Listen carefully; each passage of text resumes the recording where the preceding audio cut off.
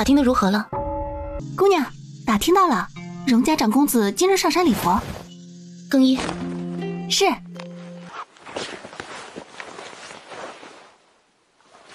守在这儿。他吩咐完红药，头也不回地推门而出。是的，裴京旭重生了。上一世，裴京旭攥着荣家给他的休书侍奉公婆，补贴嫁妆，执意为战死的荣玄州守寡3年。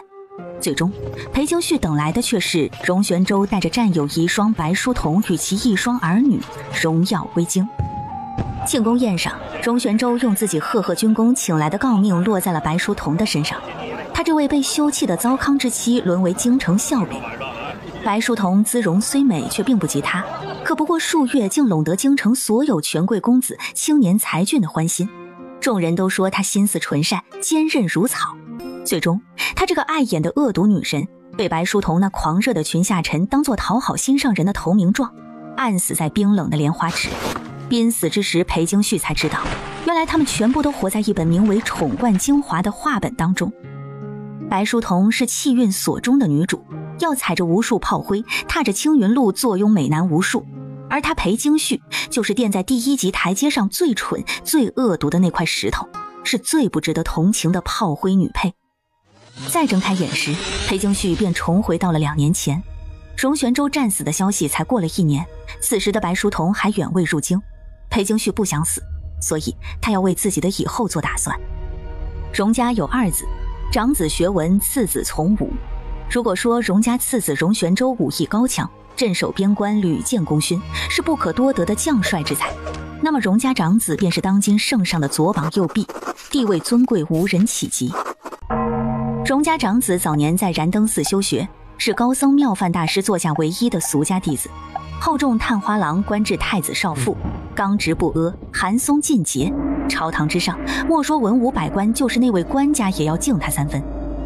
裴京旭记得上一世的最后，白淑彤得到了京城所有男子的倾慕，却独独他不为所动。大概是作者对于荣家长子这个角色实在偏爱，大结局也只是让他回到燃灯寺隐世不出，并未成为白淑彤的裙下之臣。如果说这京城中还有谁能让白淑彤，能让他的那些追随者忌惮的话，那么裴京旭所有的希望就都寄托在他的身上了。他要依靠他的势力，改变他必死的结局。跳，这不是荣家那位克死了丈夫的裴二娘子吗？怎么，丧气没守够，跑到佛门禁地来寻菩萨了？你笑什么？死过丈夫的寡妇来佛门清净地，就不怕脏了这里的神佛吗？这佛寺，你沈小姐能来，我为何来不得？你这贱人，怎敢与本小姐相提并论？裴京旭，你们裴家遭祸灭门，你的夫君也被你克死。像你这种腮星，荣玄州娶了你，就是他眼瞎，他命该如此，活该战死。戏台搭好，主角该来了。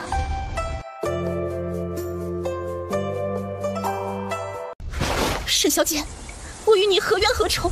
你为何要如此恶毒的羞辱我已故的夫君？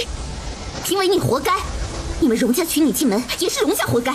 荣玄州娶了你，他该死。你这种贱人，就应该老死在冷宅中，这辈子都别出来害人。我夫君上阵杀敌，为国捐躯，我绝不容许你这么说他。哼，保家卫国又如何？他荣玄州就是活该，他活该娶你，活该去死，他活该。见过少妇大人。是了，荣建雪，荣家名义上的长子，权臣少妇，刚直不阿。虽非荣氏亲生，但知道这个隐秘的人少之又少。荣建雪也知道荣玄州战死后，荣家迅速给了他休书一封，礼法上与荣玄州早已算不得夫妻。竟对我们的二公子出言不逊！放肆！你们可知本小姐是谁？敢这么对我，当心你们的脑袋！要想与荣建雪产生关联，绝不是那么简单的事。作为女主的白淑彤，最终尚且没能拿下荣建雪，裴京旭自然不会觉得仅凭自己的美貌就能让荣建雪为他这个恶毒女配折腰。所以裴京旭另辟蹊径，决定从荣玄州入手。荣家家风严谨，注重德行，荣建雪这种人是断不会允许旁人嘲讽自己的兄弟的。事实也证明他猜对了。你就是荣家长子，当朝太子少妇荣建雪。沈小姐，舍弟现身社稷，牺牲于战场之上，绝不是什么该死之人。是裴京旭克死了你弟弟，少府大人应当严惩他才是。沈小姐今日所作所为，下官会一一告知丞相大人。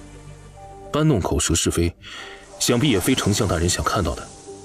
荣建雪说完，并未再看向沈从月，转过身去，朝着裴京旭微微颔首，算是打过招呼，随即抬步离开。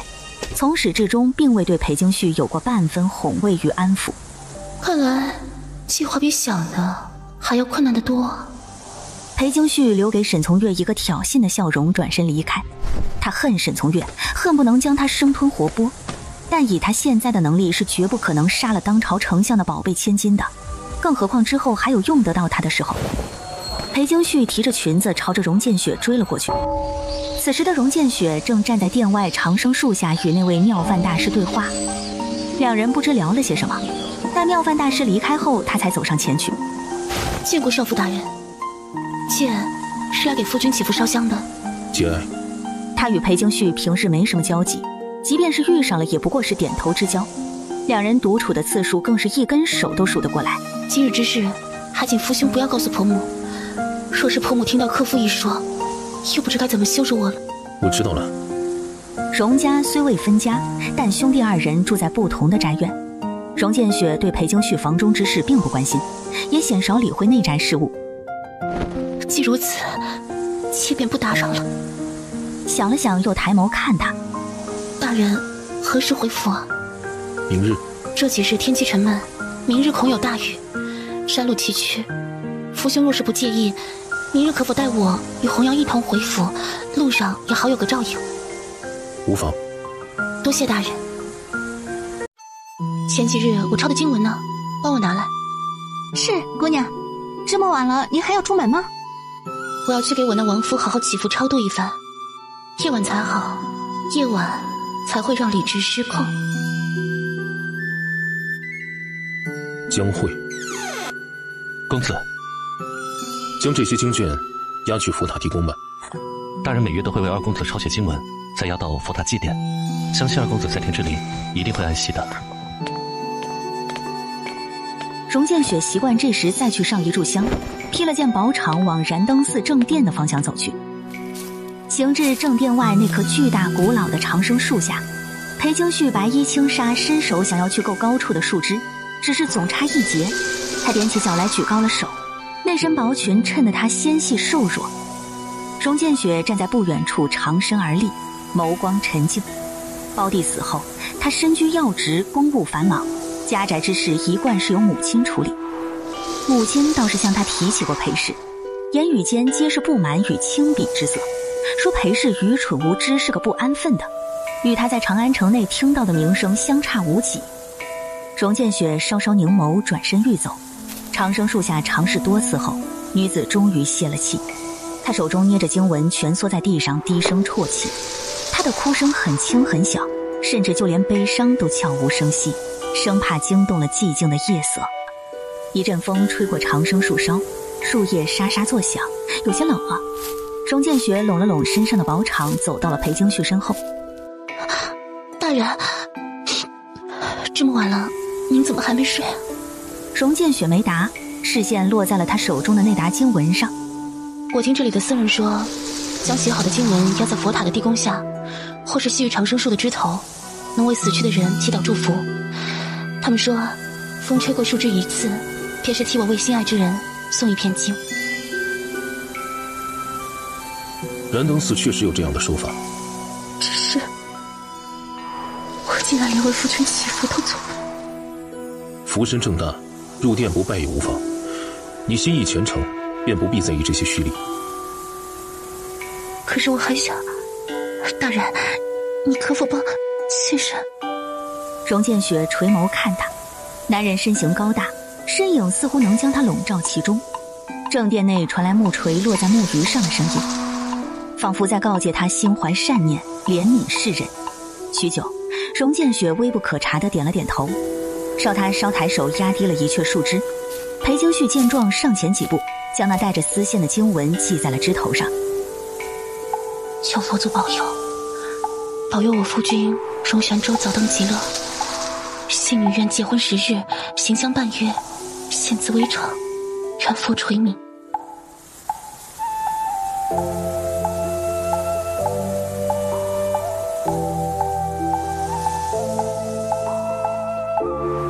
今夜多谢大人。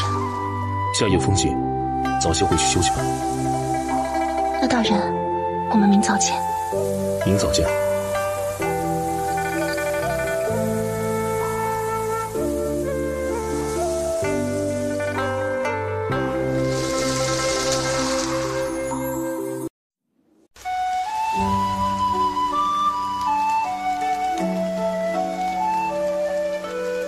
大人，久等了。走吧。两架马车前后驱驰往山脚下走去。雨势渐大，马车行至半山腰时，那大雨倾盆如注。二娘子，这雨太大了，山势泥泞，我家公子的意思是在这里等一等，雨势小一些再走。当然可以，山路上青苔湿滑，小心一些总归没错的。他如今与荣建雪的联系还远远不够。如果裴京旭没记错的话，上一世这个时候，荣建雪回府途中会遭遇一场刺杀。也是因为这场刺杀，荣建雪虽未受重伤，但沈从月趁机添油加醋，说是他裴京旭克家克夫，是个不折不扣的灾星祸害。从那之后，裴京旭在荣家的处境便更加艰难了。如今，既然他已经提前得知了剧情，必要借助这个剧情跟荣建雪更进一步。裴京旭深知富贵险中求的道理，既然他不想死，就要做好被扒一层皮的准备。马车刚停下来不久，一支箭矢便直直地射在了裴京旭的马背上。马儿受了惊吓，嘶鸣一声，前蹄高高抬起，马车内剧烈摇晃起来。裴京旭趁机将红药推出马车，下一秒，马儿嘶鸣着带着裴京旭朝着远处跑去。黑衣刺客朝着荣建雪的马车袭去，江慧最先跑进来，佩剑出鞘迎击上去。你来处理他们。荣建雪吩咐一句，话音未落，身形已然朝着那架失控的马车飞去。裴京旭的心提到了嗓子眼儿，山路崎岖不平，马车四下摇晃，好像下一秒就能将他甩出去一般。他在赌，他也只能赌。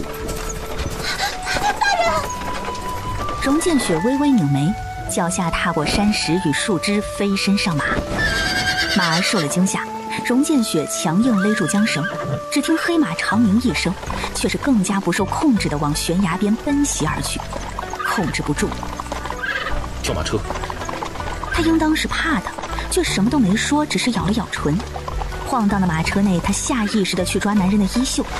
荣建雪没有躲闪，只道一声失礼，便将裴京旭打横抱起。他看准时机，带着裴京旭跳向一旁的灌木丛中。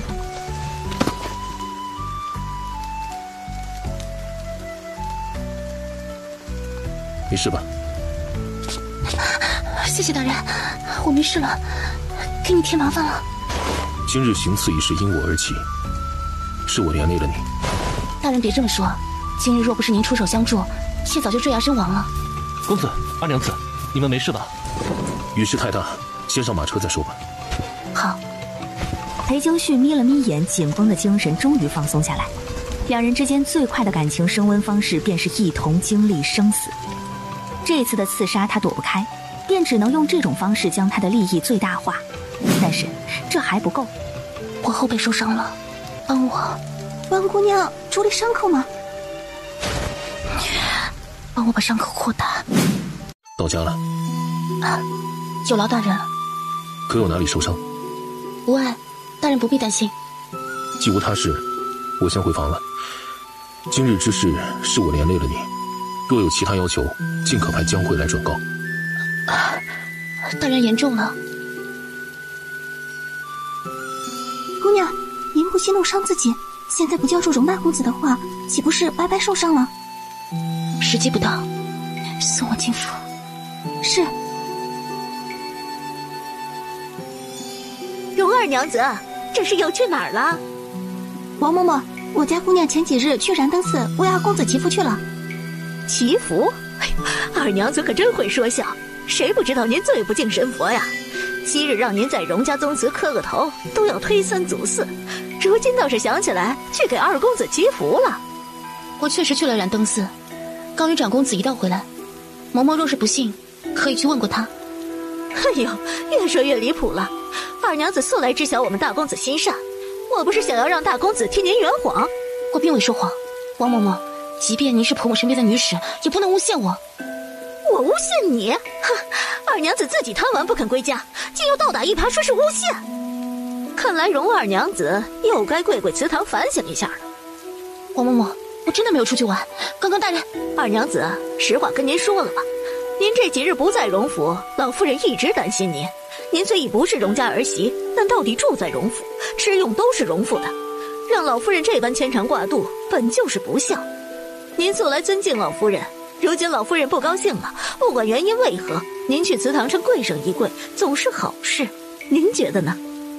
在王嬷嬷看来，当年裴京旭为了嫁入荣府，嫁给荣二公子，将裴家半数家财都添作嫁妆，整箱整箱的送进荣府，为了讨好荣家老夫人，处处谨小慎微。这样的人最好拿捏，只要用老夫人压他，他即便是有天大的怒气也得憋着。让婆母不高兴，是妾的不是。既然如此，二娘子就去祠堂跪上6个时辰，这也是老夫人的意思。刚刚裴京旭让红药将他后背的伤口扩大，如今即便看不见伤口，隔着外套裴京旭也闻到了浓烈的血腥味儿。裴京旭很怕疼，但比起怕疼，裴京旭更不甘心。就因为爱错了人，就因为不是女主，就因为是画本上的恶毒女配，就要死在女主闯关京城的清明路上。凭什么？甘心？我不甘心。裴京旭不知道自己又跪了多久，期间只听到了红药断断续续的哭声和求情声。裴京旭身体虚弱，思绪却格外清晰。每月荣建雪在燃灯寺礼佛回府之后，都会来宗祠给荣玄州上一炷香，这是他唯一的机会。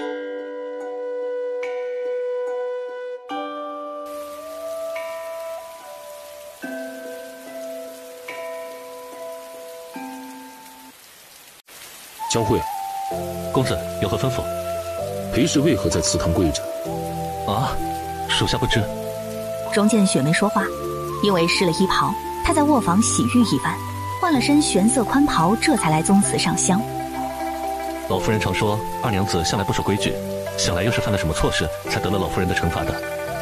江慧对于这位荣二娘子实在是看不上，也并不关心。平日里，江慧在府中也常看到荣二娘子被罚跪宗祠反省。先回去吧，一会儿再来。王嬷嬷，求您相信我家姑娘，她真的没有撒谎，她真的是去燃灯寺祈福。您尽可去找大公子核实。我家姑娘回府时受了重伤，流了很多血。王嬷嬷若再不请大夫来，她真的会死的。哼，奴婢说了，今日不管谁来，二娘子都走不了。王嬷嬷，您看我家姑娘这后背已经皮开肉绽，血肉模糊了。谁知道这背后的伤是不是娘子贪玩弄出来的？看着唬人而已。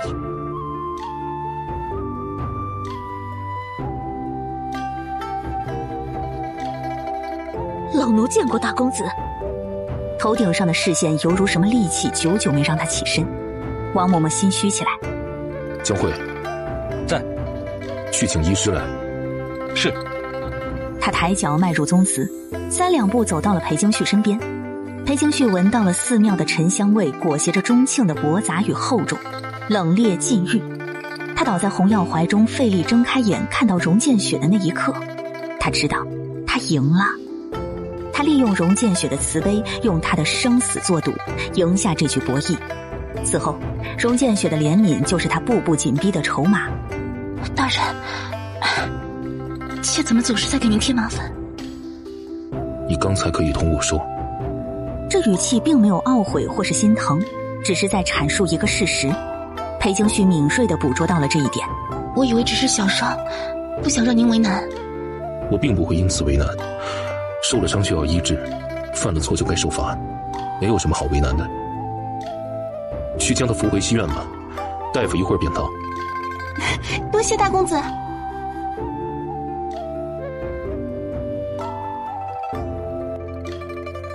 大公子，老奴不知道二娘子受了这么重的伤，是老夫人被二娘子气得卧病在床，老奴这才想要让她反省思过的。若我没有听错，刚刚他解释过，这几日他去了燃灯寺。可二娘子撒谎成性，老奴以为他……裴氏到底住在荣家，王嬷嬷却不敬主子，视他性命如草芥。荣家书香门第留不下你这种人，嬷嬷还是早日离府吧。姑娘，您可算醒了。荣建雪没来，大公子只让大夫来给您看病抓了药，并未来过西院。但大公子身边的那位江惠氏我也来过了，说姑娘要是还有什么不适，尽可跟他提。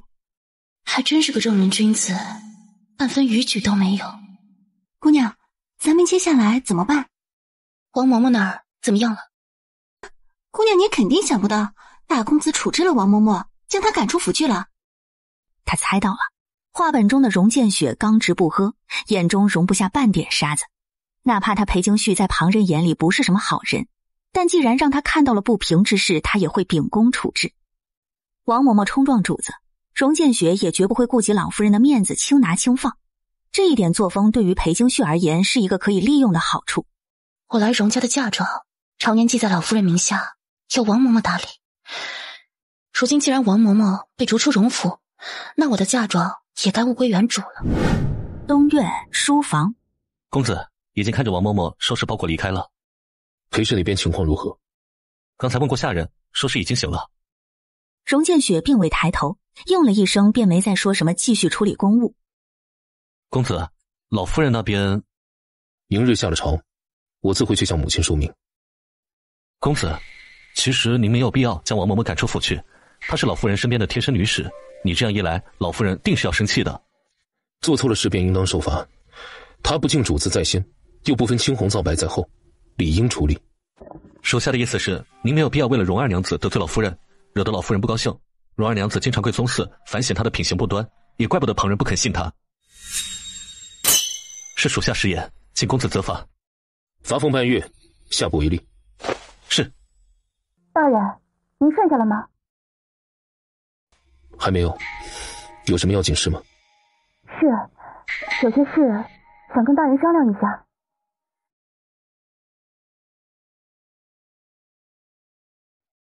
娘子有事便在门外说吧，我家公子今日淋雨，可能染了些风寒，恐多给娘子。寥寥几句不立危墙。今日刺杀之事，还请大人明日不要向婆母提及。婆母若是知晓为您回府遇刺，之后便绝不会允许妾上山为夫君祈福了。二娘子，我家公子为了救您险些受伤，您没个只言片语的关心也就罢了，这时候了还只想着二公子。江惠，大人为了救我染了风寒，若大人不嫌，妾让人熬些姜汤给您送来。刺客行刺的目标本就是我，你受无妄之灾，不必心怀愧疚。何况刺客一事，我也不欲告知母亲，让她徒增担忧。你尽可安心。多谢大人。还有其他事吗？妾今日回府之后才发现，夫君临行前送给我的那条手链不见了，应当是当时跳下马车之后落在草丛里了。大人，可否派人替妾找一找？妾自己不太敢。明日我会让江惠去找，山腰处行人少，应当能找到。多谢大人。背上的伤口可好些了？背上的伤口可好些了？大夫看过了，已经好很多了。荣建雪点点头，便没了问题。裴京旭也没再逗留。那妾便先退下了，大人您忙。这二娘子果然就如传闻那般，脑子里成天就只想着自己的夫君。今日公子救了她的性命，也不见得她慰问几句。当今女子多在闺阁内宅，夫君便是他们的天地。裴氏处处想着玄州，也并无不对。可裴家遭难，裴氏没了生身父母，若我们荣家再对他妄加苛责，便与禽兽无异。是属下多言。荣建雪不欲与他多谈论这些。你明日去山上找找，看看能否将他的手链找回。是。裴京旭走出东院时，嘴角勾起一抹笑意。荣玄州这个借口实在好用，不论荣建雪能否找到手链，他之后都能再去东院找他询问。他并不觉得向荣建雪暴露自己对荣玄州炽烈的爱意有何不妥，相反，比起心无旁骛的女子，分明是心有所属的魏王人更能让他卸下防备。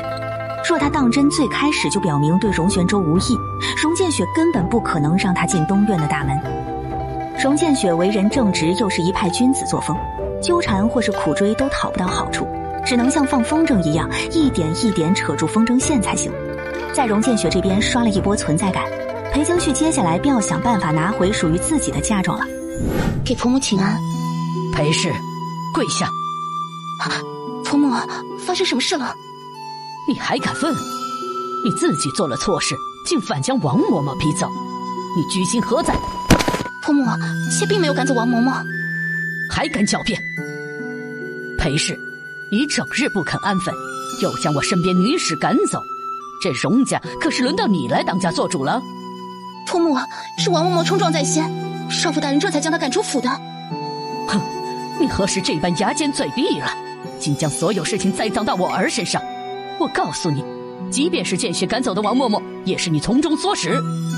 王嬷嬷跟了我40多年，尽心尽力，不过是教训了你2句，你竟就将她赶走了。裴氏，你好大的架子！婆母，明明妾才是和您一家人呢。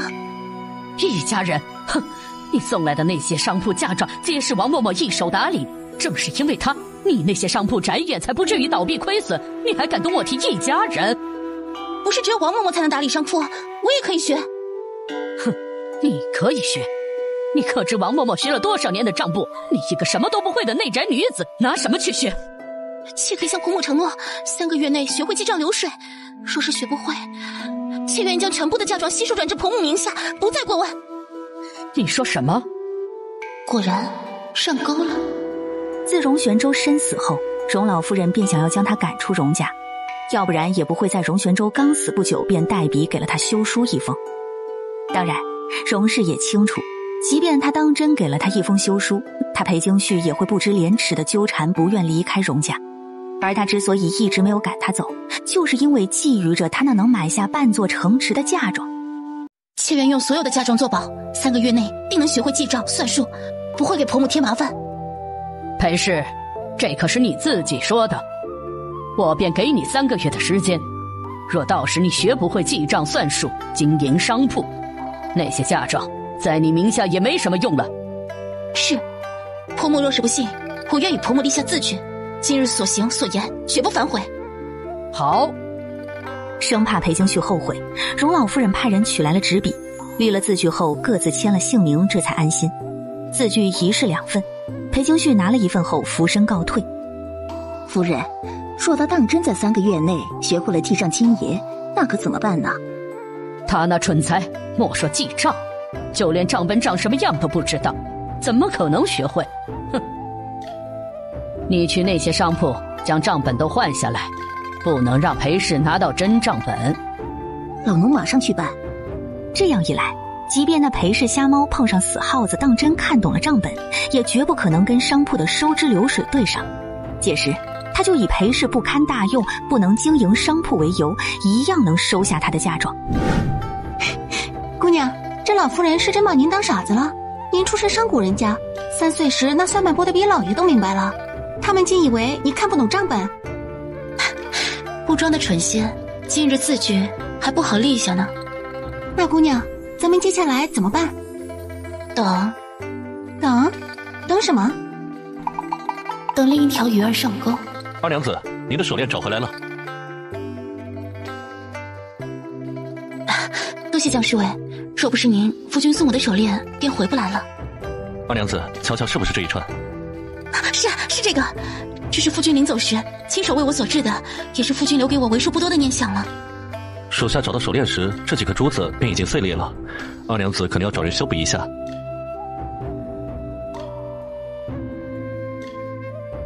多谢江侍卫了，若无其他事，我先回房休息了。说完没再看江慧一眼，女人转身离开。说到底，我也是公子身边的侍卫，帮裴氏找回手链，本也算不得我分内之事。这回好不容易找回来了，竟然连句感谢都这般不真诚，着实让人哑口无言。哼！江慧大人，请留步。红药姑娘还有什么吩咐？江慧大人，这是我们姑娘做的点心，您拿着。我们公子不收旁人吃食。不是给长公子的，是给江大人您的。昨日我家姑娘知道是您去替她找的手链后，忙活了一晚上，专门给您做了这些点心当做谢礼。给我的？江慧的脸上因为羞愧微微泛红。那就劳烦红药姑娘替属下谢过二娘子了。江大人，您别生我家姑娘的气，她今日本就受了委屈，如今又看到二公子留给她的手链坏了，一时间难以调整心绪。二娘子受什么委屈了？今日一早，我家姑娘就被老夫人请去了正堂，说她自作主张赶走了王嬷嬷，心术不正，人不安分。王嬷嬷本是我家公子赶走的，与二娘子又有何关系？姑娘不愿连累长公子，便也没多解释，只是老夫人借题发挥，说给姑娘3个月时间，让姑娘自己记录账本，经营商铺。若是学不会，便将姑娘名下嫁妆悉数转至老夫人名下。可那不是二娘子从裴家带来的嫁妆吗？江慧常年在外替长公子跑腿，哪里听说过这种事？姑娘，都办好了。知道了。姑娘，您刚刚为何不自己向江侍卫解释，偏要借奴婢的口转述？有些话呀，自己说出来不会让人心疼，但从旁人嘴里说出来的效果可就不一样了。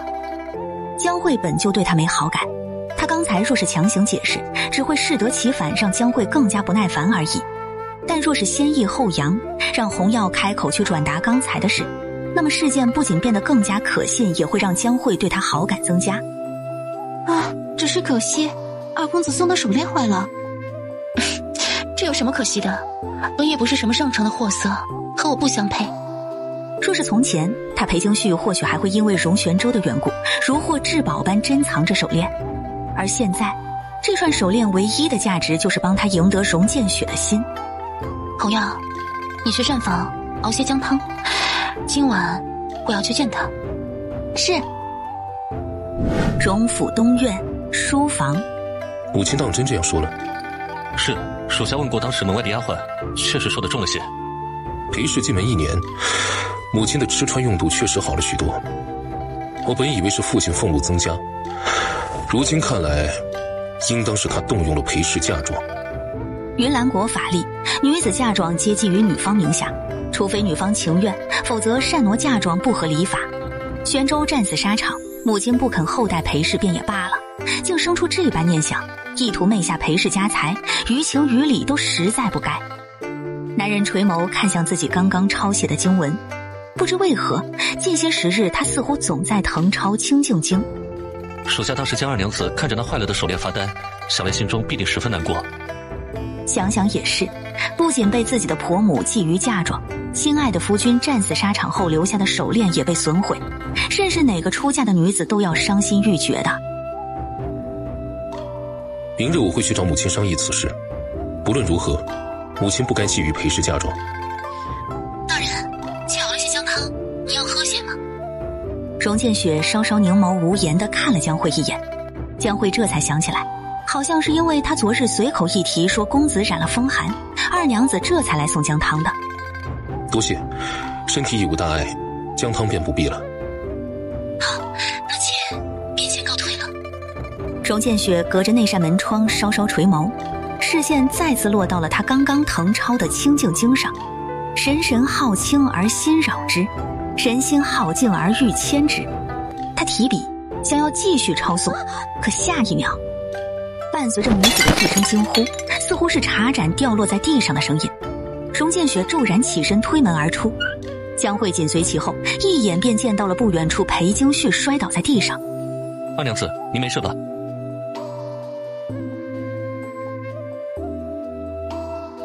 江慧，在。去卧房拿烫伤膏，再去请红药过来。是。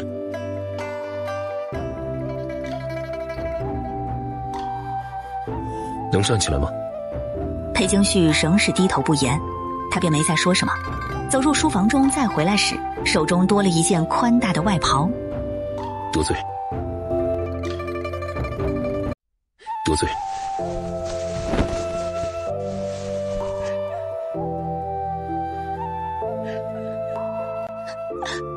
我好像什么都做不好，就连端姜汤这种小事都会摔跤。我也不会像王嬷嬷一样看账，更不会打理商铺，就连讨婆母欢心都做不到。我真的好没用。他总是在哭，似乎在山上见他，他便总是在哭。他哭泣的原因皆与玄州有关，他确实很爱荣玄州，世间不会有人一无是处，你不必妄自菲薄。荣建雪眉目冷淡，裴京旭还是哭着。大人天之骄子，自不会相信世间有我等蠢人。荣建雪没应，视线再次落在他被烫得红肿的手背上。除了手背，还有旁处受伤吗？女子抽了抽鼻子，低头不语，似乎不太想回答这个问题。裴氏，我须得提醒你，烫伤若不及时处理，会留疤。裴京旭闻言猛地抬头，一双朦胧的泪眼慌乱地看向荣建雪，黝黑的眸直直地撞入荣建雪眼中，她的眉眼如同被蒙尘的古玉，沉静清冷。手臂上还有小腿上，能站起来吗？女人点了点头，撑着石砖缓缓站起，只是一个不稳，又险些栽倒过去。我好像崴到脚了。荣建雪许久没说话，她缓缓抬手将自己的手臂递了过去。裴京旭垂眸，眼中闪过一抹情绪，面上却是微微咬唇，最终还是轻轻地将手搭在了她坚实的小臂上。先去那边坐吧。并未让我进书房，说明他们之间的时机不到。既然如此，计划要稍微改变一下。坐在梧桐树下，他的眼泪还是止不住，他低头无措地擦着，软肩轻颤。荣建雪立在一旁垂眸看他，他的身形高大，只是站在那里，无数月光向他倾泻而来。明日我会去找母亲说明，你的嫁妆，荣家不会煽动。不行，大人不能跟婆母这样说的。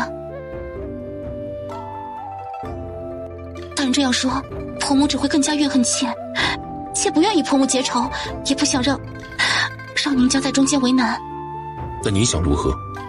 其实原本他是打算今日再演一出，趁机让荣建雪教他算账的，这样一来，他们二人之间的相处机会自然而然就多了起来。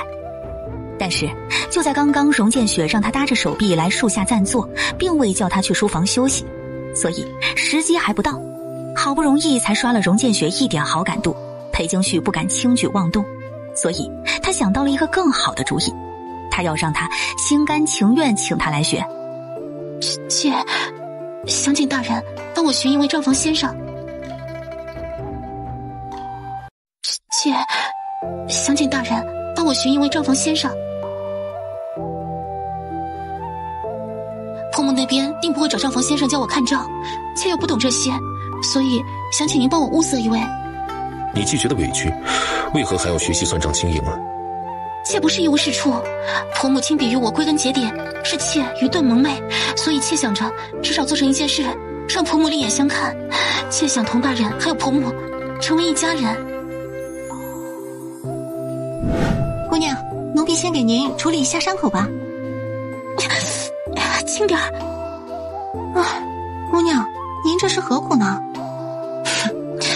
想要活命，这点伤不算什么。可长公子最终也只是应下替您物色账房先生的承诺，并不打算亲自教您啊。他会愿意的。账本取来了。是，奴婢今日去那几家商铺将账本取来了，姑娘您请过目。裴京旭接过账本，随意翻看2页，随即便合了起来。果然，荣氏早就把真账本藏了起来，这本账本是假的。啊，那我们怎么办啊，姑娘？没有真账本对照，即便您真学会了算账，老夫人那边也不会善罢甘休的。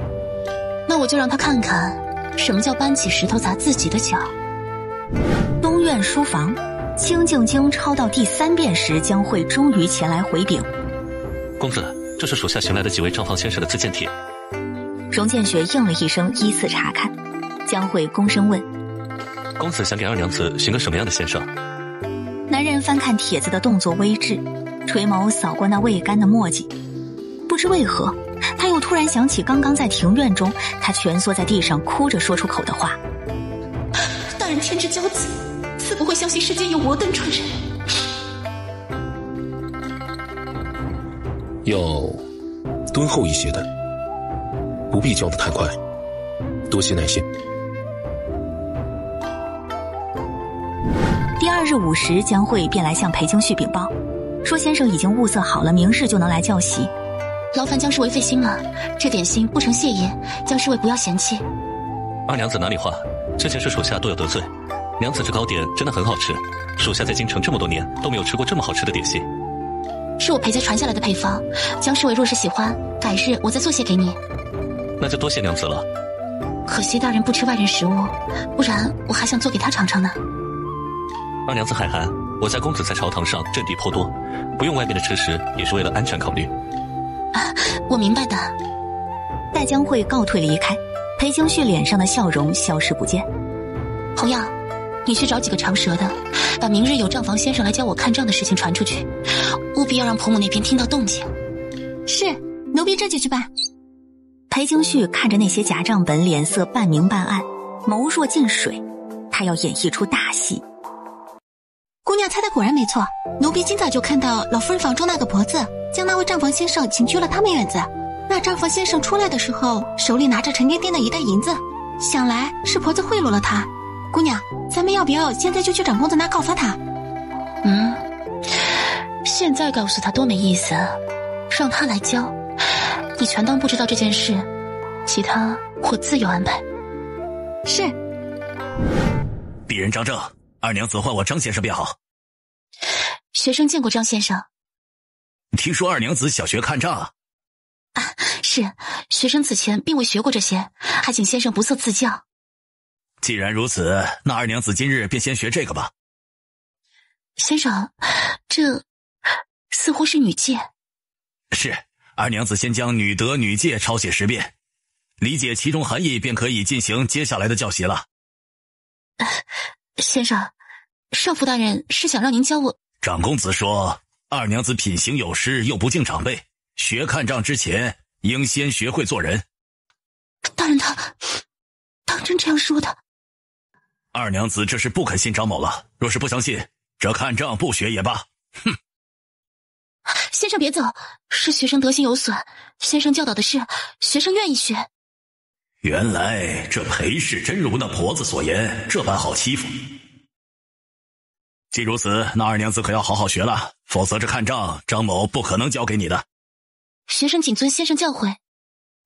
接下来的几日，张正每日都来，却也只是让他抄诵女德女戒。即便他当真将那些都抄了10遍，张正随口问他几个刁钻的问题，只要他答不好，便会让他重新抄写。不仅如此，那张正似乎也看出裴京旭没有靠山，裴京旭越是恭敬他，便愈发嚣张起来。那些问题但凡有一句答得不如他意，便会拿着戒尺招呼。可怜了裴京旭的手心本就娇嫩，挨了几顿戒尺，红得好似能见了血一般。姑娘，您何必这般哄着他？这种人可发到长公子那，自有他好受的。不急，这还不够。还不够？没记错的话，今日应当是沈从月的生辰宴。是，姑娘没记错。他是不是给我送请帖了？送了。不仅如此，来送帖子的小厮还说，沈小姐打听到了二公子的消息，想要在宴会上告诉您。姑娘，这肯定是沈小姐骗您去参加宴会，让您被人耻笑的陷阱，您千万不能相信啊！夫君身死，妻子服丧期间不得参加喜宴寿宴，沈从月这么做，无非就是想让他被世人嘲笑罢了。只可惜，这么简单的陷阱，上一世的裴京旭居然都看不明白。他一听说有荣玄州的消息，哪里还顾得了那么多，只身前去参加了宴会。结果不出所料，沈从月抓住机会在他酒中下药，害得他险些失了清白。后他又向所有宾客表明他未亡人的服丧身份，以致他被宾客以及京城上下耻笑唾骂。荣老夫人得知此事后，骂他不知检点，让他跪了3天3夜的祠堂。他的腿也因此落下病根，病痛缠身。或许旁人也没说错，上一世的他确实愚蠢，但现在他要更正自己的错误了。既然他给了帖子，不去看看多可惜啊！姑娘，你也要去参加他的生辰宴？不行的，姑娘，若是被老夫人发现了，她又要借题发挥处置您了。我不仅要让他知道，我还要让荣建学也知道。如果他没记错的话，上一世沈从月的生辰宴，荣建学也在场，他可得好好利用这次机会达成目的了。公子当真要去沈府赴宴？暗卫传来消息，说有刺客会在此次宴会上伺机刺杀沈大人，我不放心。那届时属下隐在沈大人身边，若是有事也能随时出手。荣建雪点了点头，视线落在了桌案的纸笔上，他稍稍正神。裴氏这几日学得如何？啊？哦，属下见那位张先生整日都去戏院，想来是学得不错的。张正的能力我未查验过，虽说看了一下他过往的教学文卷，也不确定他能否因材施教。张先生的能力虽不是所有账房先生中最突出的，但是他性子好，跟二娘子应该也算是合得来。荣建雪闻言便也没再说什么。你们快瞧，是少妇大人。什么？荣大人也来参宴了？从月，还是你的面子大呀！哎呀，你们别胡说，少妇大人是我爹爹请来的。那也是沈小姐有分量，平日里少妇大人哪里会参加闺阁女子的生辰宴啊？哟，裴二娘子怎么来了？裴二娘子？哪个裴二娘子啊？还有哪个裴二娘子？自然是荣家那位死了夫君的裴氏，裴京旭啊。裴氏？若是我没记错的话，荣二公子生死不过1年，二娘子怎么就来参加生辰宴了？是啊是啊，莫不是深宅寂寞，二娘子忍不住了？也当真是晦气，沈小姐生辰这般大喜日子，竟来了这样的瘟神。沈小姐，我只要知道我夫君的消息后，马上就会离开，不会在这里安宁宴的。二娘子这是说的哪里话？既然来了，我偌大一个沈府，还有赶客的道理吗？说完，眼神示意婢女。婢女会意，从桌上倒了一杯酒，递到了沈从月面前。来者是客，荣二娘子先喝了这杯酒，你想要的答案，我随后便奉上，如何？裴京旭接过沈从月手中的酒杯，将那杯酒一饮而尽。沈从月亲眼看着裴京旭喝下那杯酒，脸上的笑意再也藏不住。好，二娘子对荣二公子可真是至情至性，忠贞不渝啊。他又递给婢女一个眼神，婢女点了点头，隐退在了众女眷之中。二娘子稍等片刻，我已经叫人去准备了。在这之前，您不如先随我去见一个人，如何？像是意识到什么似的，裴京旭目露慌乱，急忙摇头。不行，恐怕由不得你说不行。沈小姐，不要！他本来还在想要用什么办法让荣建雪注意到他呢，现在看来倒是替他省了心思。阿月见过少妇大人。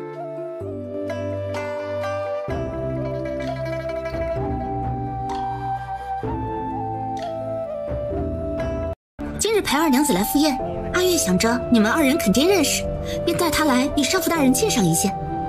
今天我就让你亲眼看到裴京旭到底是个多么不安分的女人。来这里做什么？是阿月前几日请了荣二娘子来参加生辰宴，怪我忘了二娘子还在服丧期。二娘子今日前来，只是来陪阿月说说话的。少妇大人若要怪罪，就怪我吧。沈小姐，我在问她。沈从月瞬间怔住，愣在原地。没有什么要解释的吗？裴京旭闻言，小心翼翼地往沈从月的方向瞥了一眼。沈从月似笑非笑，眼中闪过一抹威胁。他咬了咬唇，低头不语。荣建雪微微合眼，隐去了眼中的薄怒与冷冽。回席，宴散后来找我。得到了自己想要的结果，沈从月得意地挑挑眉。他重新扯住裴京旭的手腕，强硬地拉着他回了女席。裴京旭心里盘算着时间，等待着酒中的药效发作。他来之前便吃了少许解药，所以酒中的那些药效对他而言不至于失智。他需要用这情药来为自己的计划铺路。二娘子，跟我的婢女走吧，她会带你得到想要的消息。你给我的那杯酒。二娘子放心，本小姐的安排，你一定会满意的。当婢女扶着虚弱的裴京旭走到南席附近时，裴京旭摇晃着，费力挣脱开婢女的束缚，跌跌撞撞地扑到了荣建雪身边。大人。身侧袭来甜馋的茉莉花香令荣建雪微微一怔，转而侧目看向来人。荣建雪眉头微蹙，对上了女人迷离慌乱的水眸。只是一瞬，她身体一僵，下意识地避开了视线。大人，胡闹！本小姐不是说二娘子醉了酒，丈夫下去休息吗？怎能惊扰了少妇大人？少妇大人见谅，二娘子有些醉了，阿月正让婢女带她下去休息呢。女人抓着他衣袖的力道更重，她的眼尾染了不太正常的红，却仍是看着他水眸晃动。她的樱唇红润透亮，微起着只是唤他大人。荣建雪眯了眯眼，察觉到几分不对，他伸手将她护在身后。不劳烦沈小姐了，荣府的马车就在外面，我让人带她回府便好。这怎么行？二娘子毕竟是女子，做在南溪到底不合规矩，还是让阿月来吧。大人，不要！荣建雪隔着布料轻易地感受到了女人掌心的温度，太烫了。荣建雪微微垂眸，明白了。沈小姐，我说不必了。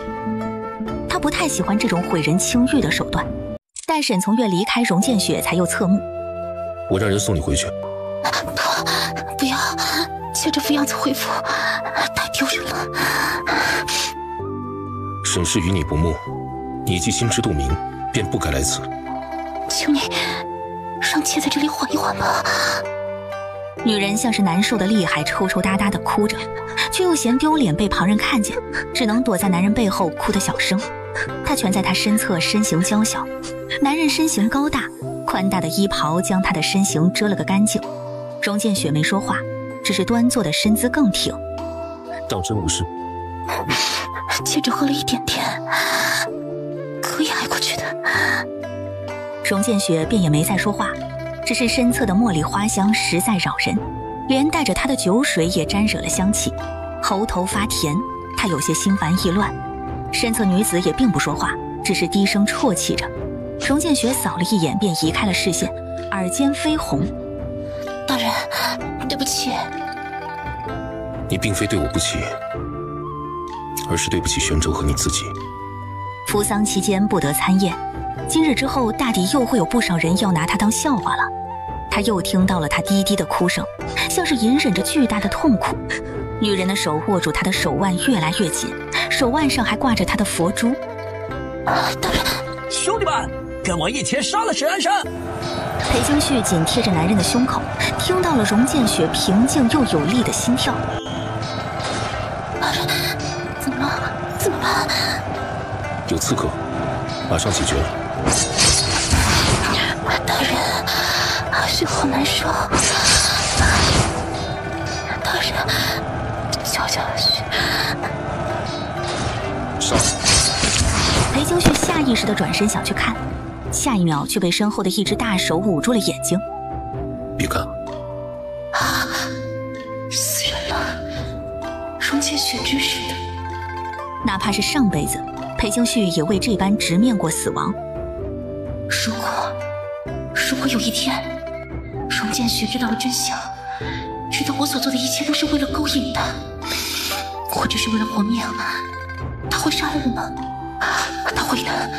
荣建雪这种人，他眼睛里容不下一粒骰子，他一定不会留下我这般心思卑鄙的女人。怎么了？感受到裴京旭僵直的身子，荣建雪垂眸，眼底闪过一抹情绪。事情了结，我让江慧送你回府。要停手吗？要停手吗？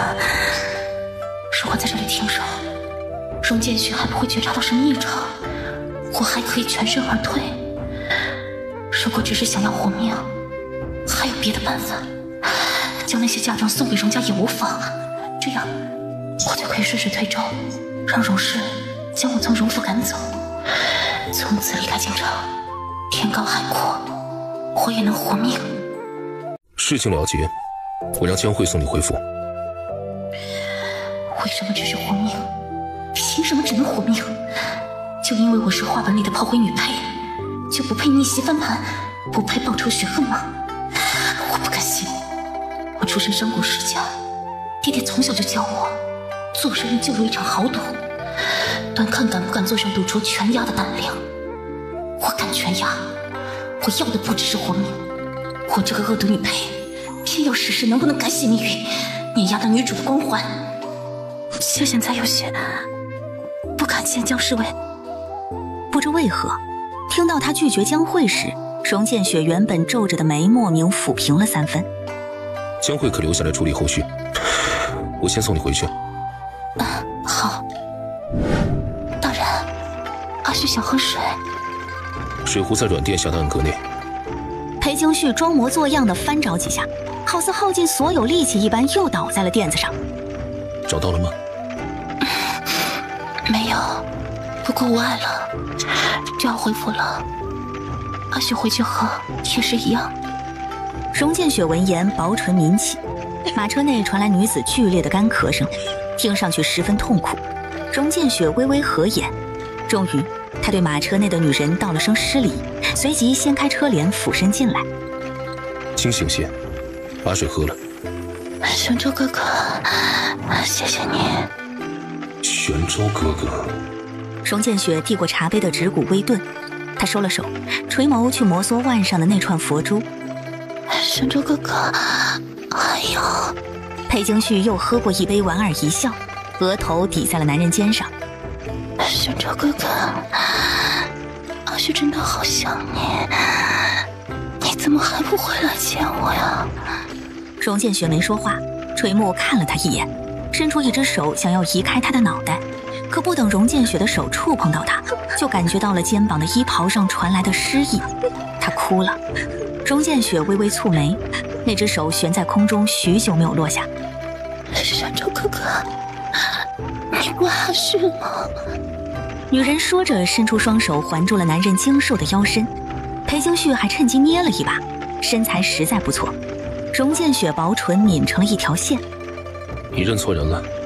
胡说，阿雪才不会认错人。玄州哥哥的脸，阿雪不会认错。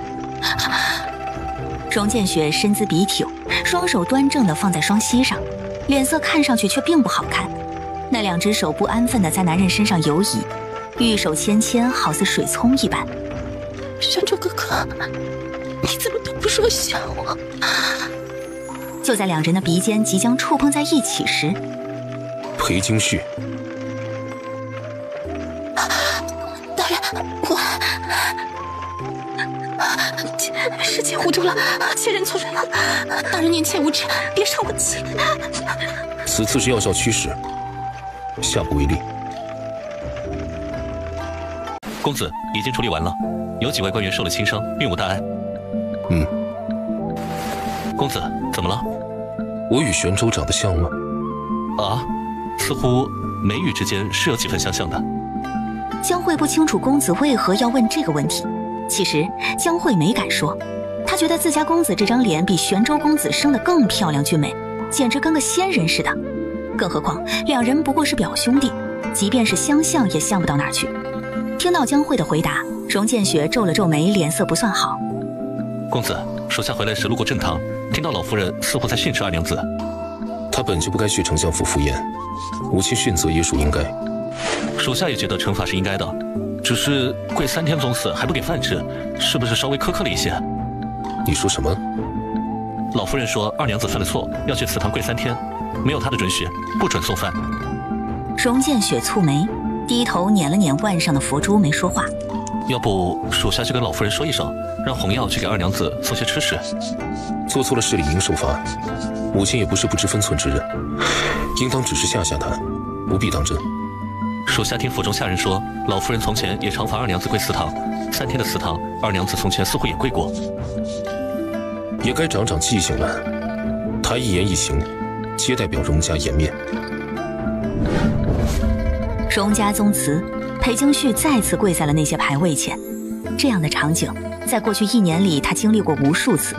裴京旭挺了挺脊梁，看了一眼外头的天色，算算时间，他应该已经跪了2个时辰了。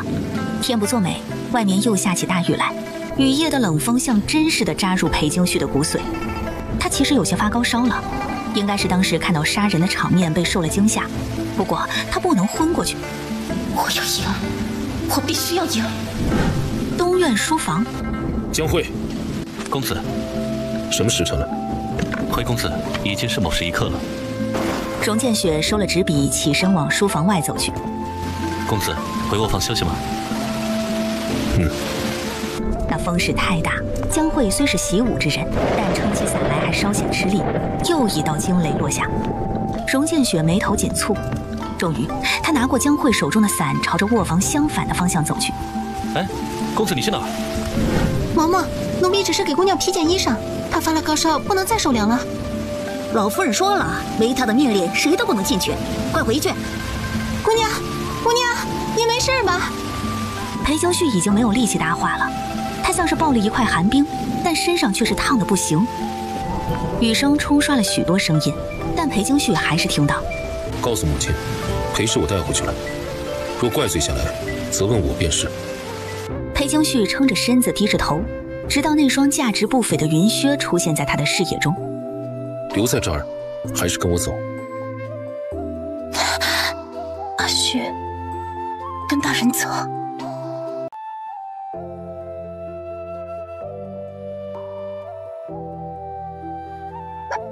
姑娘，你醒了。我睡了多久？姑娘，你才睡了2个时辰，刚退了烧，你还是再睡一会儿吧。荣建雪在哪儿？长公子下了朝后，便一直在书房里办公呢。姑娘，怎么了？他来看过我吗？没有，江师我也没来过。你去卧房，将我的课业取过来。奴婢这就去取。我赌赢了荣建雪心软，所以接下来的赌局，过来做主。裴京旭换了身干净的衣裳，拿着红药取来的课业，朝着荣建雪的书房方向走去。二娘子，您怎么来了？妾是来向大人道谢的。昨晚若不是大人相救，妾恐怕已经性命垂危了。只是留在东院到底不好，道过谢之后，妾便要回去了。这些是？是张先生留给我的课业，我太笨了，学得又慢，昨晚睡不着，就让红药取来了课业翻看。裴京旭扯了扯嘴角，江慧有些为难的又朝着书房的方向看了一眼。二娘子还是先回去吧，公子现在心情不佳。可是我惹到大人了。裴京旭佯装不解，江慧意味深长地看了裴京旭一眼，欲言又止。既如此，妾就先回西院了。婆母那边我会去说清楚，不会连累大人的。烦请江侍卫转告大人，就说昨晚妾给他添麻烦了，还请他莫要怪罪。我准你走了吗？我准你走了吗？大人。手中是什么？回大人，是妾这几日的课业。张先生教的如何？先生他教得很好，是妾愚钝，学得太慢了。既如此，我随问几个问题，看你学到什么程度了。这滚存何意？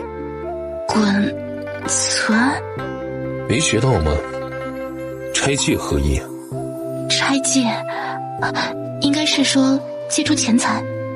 谁借？借给谁？裴京旭低着头，微微咬唇。旧管的意思，你至少应该知道。没有学过。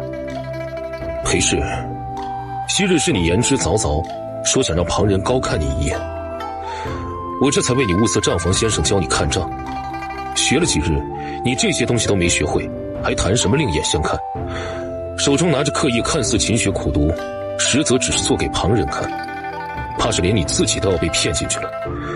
你扶丧期间出入喜宴错本在你，如今就连账本上几个字眼都学不明白，当真是朽木难雕。公子怎么发了这么大的脾气啊？女人只是站在那里抱着课业的指骨根根收紧，她仍是低着头一言不发。裴京旭，说话。大人教训的是，妾这块朽木实在难雕得很。腕上的佛珠微微发烫，荣建雪拧眉看他。妾虽愚笨，倒也配不上大人这般大费周章的戏弄。大人若是想要羞辱我，大可如婆母那般，让我在宗祠跪上几天，不必屈尊降贵的给我希望，再接受贿了。只是问了你几个问题，便称得上是羞辱了？大人想怎么说，便怎么说吧。只是此后，不必再请赵先生来了，妾受不起。裴氏，你不必同我耍这些小性子。荣建雪指骨泛白。烦请大人高抬贵手，就当妾愚昧无知，放过我吧。裴京旭说完起身，并未再去拿那些课业，头也不回地转身离开。哎，二娘子，让他走。哪里学来的脾气，任性妄为！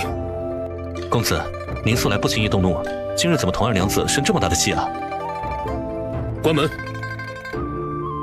公子，那今日还要张先生过来吗？他既自己不肯学，我又为何要当回事？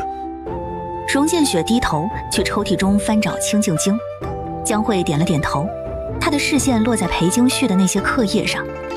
卑弱第一。什么？公子，是二娘子抄写的功课。荣建雪闻言，拿过江慧手中的宣纸，拧眉查看。是女诫。荣建雪捏着宣纸的手微微泛白，放下那张抄写，又去翻看那些课业。翻开那本书籍，这根本就不是账簿账本，是装订成册的女德女训。所以，他以为我在故意羞辱他。送来的账房先生却教他三从四德伦理纲常，我明知他根本没学算账，偏生又要考教他账簿问题，将他贬得一无是处，还说他朽木难雕。荣建雪似是想通了关节，微微合眼，把张正叫来。姑娘，奴婢听说老夫人那边很是生气，正准备罚您一个狠的呢。现在可不是他要找我麻烦的时候了。姑娘的意思是，长公子会出手替您拦下老夫人？我要的不止这个，我要登堂入室，让他求着我教我账本，让我堂而皇之的进他的书房。可是姑娘，长公子毕竟是老夫人养大的，他当真会为了您跟老夫人翻脸吗？当然不会，但荣建学会。世间唯一真君子的称号可不是说说而已。这几日就说我风寒未愈，不便见客，谁来都说不见。奴婢明白。江大人呐，敢问太傅大人何时召见鄙人？大人正在处理公务，张先生再等等吧。那是，公务要紧，公务要紧。张正无法立在书房外，又生生站了2个时辰，只待日薄西山。这时候，书房门打开，草民张正见过少傅大人。书房内，荣建雪正在翻看跟账簿有关的书籍，他不说话，张正便跪在地上不敢擅动，只等到太阳落山。张正在那石子地上又跪了1个时辰。久闻张先生看账一绝，才华出众，荣某正巧有笔账，想请张先生帮忙算算。能帮上少傅大人的忙，草民荣幸之至。荣建雪眼神示意江慧，江慧点点头，从书房拿了只木盒递到了张正面前。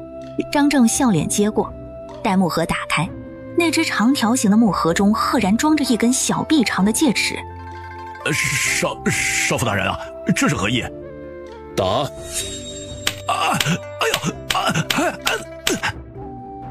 少傅大人，大人饶命，饶命啊！继续。荣某听闻，先生教习裴氏时，曾多次打他手心。裴二娘子她实在是难以管教，草民没办法，才用戒尺打他几下，以示惩戒。我记得最开始便跟先生说过，裴氏学得慢，先生多些耐心，教得慢些浅些也无妨。张正，谁给你的胆子？3日时间，你让他抄了不下100遍女德女训，却未曾传授他半分看账之术。张正，你也敢称先生？大人恕罪，大人恕罪，是老夫人让草民教二娘子这些的。老夫人说她是一介女子，学不来那些看账审计的活儿，说她不敬不孝，应先学会3从4德。我请你这账房先生不是来教他3从4德顺服顺子的。将女德女训抄写100遍，抄不完不许离开。江慧，看着他。是。